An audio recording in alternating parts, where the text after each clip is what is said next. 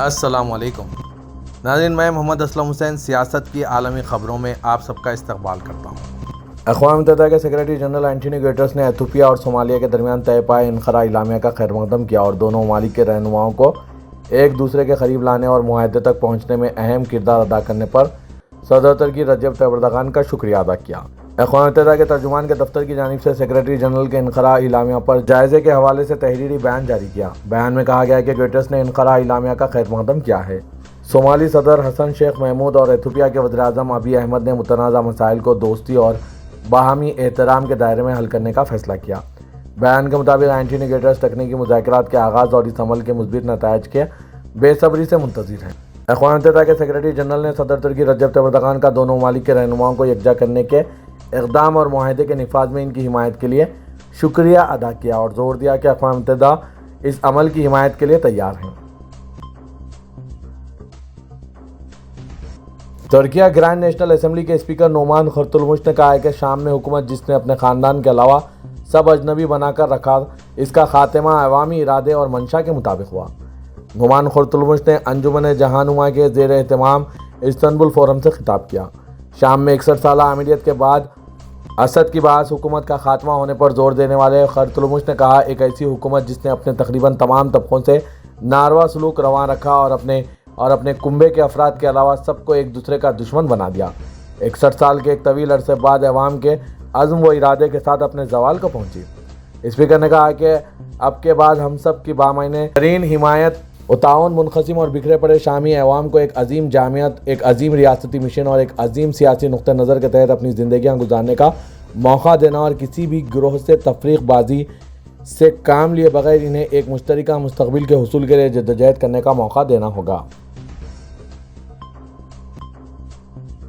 اسرائیلی media نے دعویٰ کیا ہے کہ اسرائیلی فضائیہ ایران کی جوہری تنصیبات پر حملے کی تیاری کر رہی ہے۔ خبر میں واضح کیا گیا ہے کہ اپنا نام خفیہ رکھنے والے فوجی حکام نے مشرق سطح میں ہو رہی پیش رفت کے بارے میں ایک پریس کو آگاہ کیا۔ مشرق سطح میں ہو رہی پیش رفت کی طرف توجہ مبذول کراتے ہوئے حکام نے دعویٰ کیا ہے کہ اسرائیل نے اتوار کو بشار الاسد کی معزولی کے بعد شام کے فضائی دفاعی نظام کی اکثریت کو ناکارہ بنا دیا ہے۔ حزب اللہ کمزور ہو گئی ہے۔ حکام کے مطابق اسرائیلی فوج کا خیال ہے کہ حزب اللہ کا کمزور پڑنا اور شامی فضائی دفاعی نظام کی اکثریت کو ناکارہ بنایا جانا ایران کی جوہری تنصیبات پر حملے کا سنہرے موقع ہے۔ خبر میں ایران کی جوہری تنصیبات پر اسرائیل کے ممکنہ حملے کا منصوبہ کب تک ہونے کے حوالے سے معلومات فراہم نہیں کی گئی۔ اسرائیلی انتظامیہ کی جانب سے ان دعووں کے حوالے سے کوئی سرکاری بیان سامنے نہیں آیا۔ روسی صدر پوٹین کے نمائندہ خصوصی برائے مشرق سطح و افریقہ اور نائب وزیر خارجہ میخائیل بوگدانوف نے کہا ہے کہ ہم نے شام میں اسد کی باعث حکومت کے خاتمے کے بعد قائم ہوئی عبوری حکومت کے ساتھ رابطہ کیا ہے۔ انہوں نے دارالحکومت ماسکو میں شام کی حالیہ صورتحال کے بارے میں صحافیوں کے ساتھ بات چیت کی۔ انہوں نے اتوار کے روز شام میں اسد کی باعث حکومت کے خاتمے کے بعد قائم ہوئی عبوری حکومت کے ساتھ رابطے کا ذکر کیا اور کہا کہ دارالحکومت دمشق میں کام کرنے والی سیاسی کمیٹی کے ساتھ ایک ہوٹل میں ملاقات کی گئی۔ وہ سفارتی مشن کے نمائندوں کے ساتھ ملاقات کر رہے ہیں۔ ہمارے سفارت خانے کے نمائندے بھی ان کے ساتھ ملے ہیں۔ انہوں نے کہا کہ ملاقات میں خاص طور پر روس کے سفارتی مشن اور شام میں روسی شہریوں کے تحفظ کے امور پر بات چیت کی گئی۔ اسرائیل نے غزہ اسپتال کی طرف جاتے اقوام متحدہ کے امدادی قافلے کو روک دیا۔ اسپتال کے ڈائریکٹر نے کہا ہے کہ اسرائیلی فوج نے شمالی غزہ میں کمال عدوان اسپتال کے لیے ایندھن اور طبی سامان لے جانے والے اقوام متحدہ کے امدادی قافلے کو علاقے میں داخلے کی اجازت دینے سے انکار کر دیا۔ عالمی ادارے صحت نے اسپتال کو مطلع کیا ہے کہ ناکہ بندی کے بعد قافلے کو جنوبی غزہ واپس جانے پر مجبور کیا گیا۔ واضح ہے کہ اسپتال کو طبی سامان کی شدید قلت کا سامنا ہے۔ زخمیوں کی بڑھتی ہوئی تعداد اور محدود ترین طبی سامان کے ساتھ کم ترین صلاحیت کے ساتھ خدمات فراہم کر رہا ہے۔ اسرائیل نے غزہ کے نصیرات کیمپ پر حملہ کر کے کم از کم 30 فلسطینیوں کو شہید کر دیا۔ اسرائیل نے غزہ کے محصور علاقے نصیرات کیمپ میں ایک گھر پر فضائی حملے میں کم از کم 30 فلسطینیوں کو ہلاک اور 40 کو زخمی کر دیا۔ فلسطینی خبر رساں ANC وافا نے کہا ہے کہ اسرائیلی لڑاکا طیاروں نے کیمپ میں کئی گھروں اور عمارتوں کو نشانہ بنایا۔ رپورٹروں کے مطابق ہلاک ہونے والوں کی اکثریت عورتوں اور بچوں پر مشتمل ہے۔ ٹائم میگزین نے نو منتخب امریکی صدر ڈونالڈ ٹرمپ کو دوسری بار پرسن آف دی ایئر قرار دے دیا۔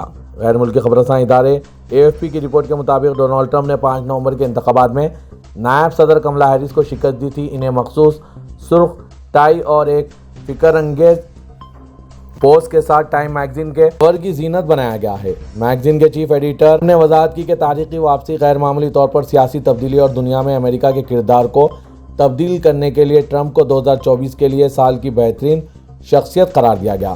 اس کا اعلان ہر سال کیا جاتا ہے جو سال کی سب سے بااثر شخصیت کا اعتراف ہے۔ ماضی کے فاتحین میں ٹیلر سوئفٹ اور زیلنسکی کے علاوہ خود ڈونلڈ ٹرمپ شامل ہے، جنہوں نے 2016 میں ہلری کلنٹن کو شکست دینے کے بعد حاصل کیا تھا۔ امریکہ یوکرین کو $50 کروڑ کا اضافی فوجی امداد پیکیج فراہم کر رہا ہے۔ یہ اطلاع آج جمعے کو امریکی وزیر خارجہ اینٹونی بلنکن نے دی۔ انہوں نے کہا کہ صدر جو بائیڈن نے 26 سپٹمبر کو سیکورٹی امداد میں اضافے کا اعلان کیا تھا، جس کے تحت امریکہ یوکرین کو فوری طور پر درکار ہتھیاروں اور آلات کا ایک اور اہم پیکیج فراہم کر رہا ہے۔ یہ اضافی امداد 50 کروڑ کی ہے۔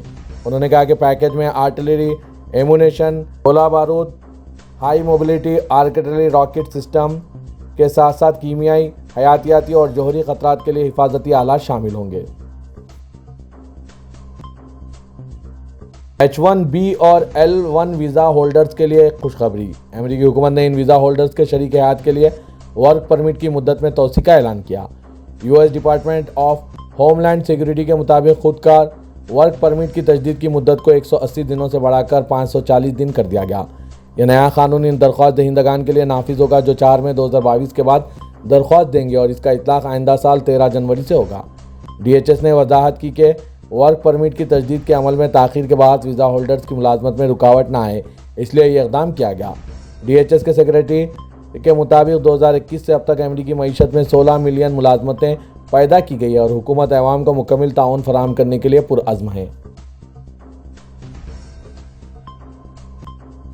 آن لائن خرید و فروخت کے لیے دنیا کی مشہور کمپنی امیزون نے نومنتخب امریکی صدر ڈونلڈ ٹرمپ کی تقریب علف برداری کے لیے $1 ملین دینے کا اعلان کیا ہے۔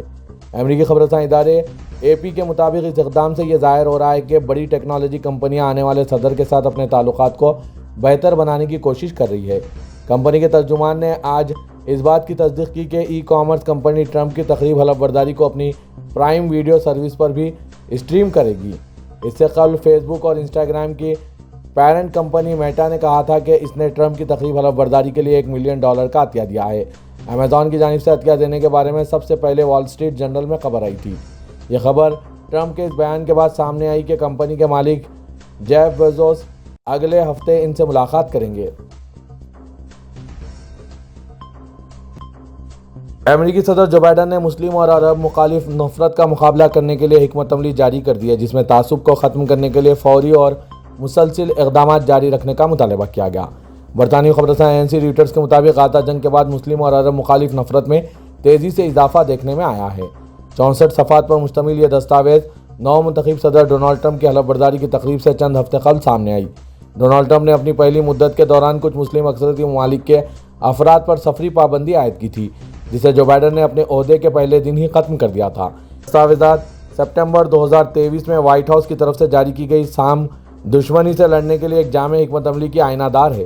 یہ اقدام 6 سالہ بچے ودیال فیوم کی موت کے 1 سال سے زیادہ عرصے گزرنے کے بعد سامنے آیا۔ گزشتہ سال اکتوبر میں امریکی شہر شکاگو میں ایک عمر رسیدہ شخص نے اسرائیل اور حماس کی جنگ کے رد عمل میں مسلمان معصوم کو اپنا نشانہ بنایا تھا۔ جو بائیڈن نے شکاگو کے بچے اور اس کی والدہ پر حملوں کو گھناؤنی حرکت قرار دیا ہے اور مسلم مخالف اور عرب مخالف نفرت انگیز جرائم امتیازی سلوک کو غلط اور ناقابل قبول قرار دیا ہے۔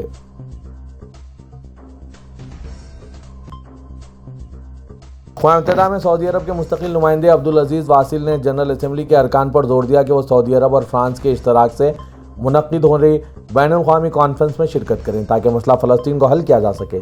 عرب نیوز کے مطابق آج فلسطین پر اقوام متحدہ کی جنرل اسمبلی کے ہنگامی اجلاس سے خطاب کرتے ہوئے سعودی عرب کے مستقل نمائندے عبدالعزیز واصل نے کہا ہے کہ سعودی فرانسیسی کانفرنس جون میں نیو یارک میں منعقد ہونے والی ہے۔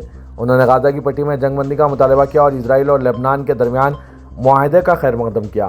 اقوام متحدہ نے غزہ کی پٹی میں انسانی ہمدردی کی کوششوں کو بڑھانے کے لیے امدادی ادارے UNRWA کو درکار فوری طور پر مدد پر ایک ہنگامی اجلاس طلب کیا تھا۔ سعودی عرب میں انسداد بدعنوانی کے ادارے نزاہہ نے رشوت لینے اور اختیارات کا ناجائز استعمال کرنے کے الزام میں عدالت کے قاضی سمیت متعدد سرکاری اہلکاروں کو حراست میں لے کر تحقیقات شروع کر دی۔ اخبار 24 کے مطابق نزاہہ کے ترجمان نے بتایا کہ مملکت کے مختلف علاقوں میں بدعنوانی میں ملوث سرکاری اہلکاروں کے خلاف کارروائی جاری ہے۔ ادارے کی ٹیموں نے وزارت عدل کے تعاون سے ایک عدالت کے قاضی کو رشوت لینے کے الزام میں رنگے ہاتھوں گرفتار کر لیا۔ ملزم نے اپنے ساتھی کے ساتھ مل کر مالی بدعنوانی کے الزام کا سامنا کرنے والے سعودی شہری سے کیس خارج کرنے کے لیے 10 لاکھ ریال طلب کیے۔ قاضی کو اس وقت حراست میں لیا گیا جب وہ رشوت کی پہلی قسط کے طور پر 6,70,000 ریال وصول کر رہا تھا۔ ملزم نے جس کیس کے عوض 10 لاکھ ریال رشوت طلب کی تھی وہ مالی بدعنوانی کا ایک مقدمہ تھا جس میں 19 ملین ریال کا غبن ہوا تھا۔